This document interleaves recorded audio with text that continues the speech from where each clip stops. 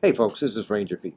Did you know in the modern era there have been two major natural disasters that have greatly impacted Yellowstone National Park?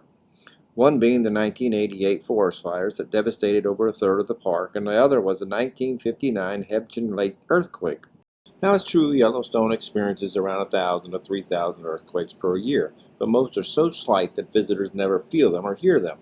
However, in the summer of 1959, Yellowstone's neighboring Lake Hebgen, just outside the park's west gate, was an epicenter for a 7.3 earthquake. Now, this massive quake, which lasted 30 to 40 seconds, struck on August 17, 1959 at 11:37 p.m., with the effects being felt in Idaho, Wyoming, and even acknowledged as far away as Puerto Rico and Hawaii. Landslides triggered by the Hebgen quake carried 50 million cubic yards of earth and debris into the valley, temporarily blocked the flow of the Madison River, and formed Quake Lake. Now, these landslides also created hurricane-force winds strong enough to toss cars, while in other areas the terrain dropped as much as 20 feet, causing shock waves and even tidal waves across the lake.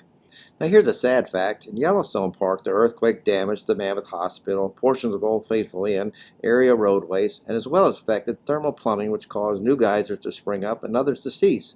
However, the worst was in Madison Canyon, where a landslide buried two campgrounds, sweeping away a family of 7, 5 of whom perished. And like we say, now you know.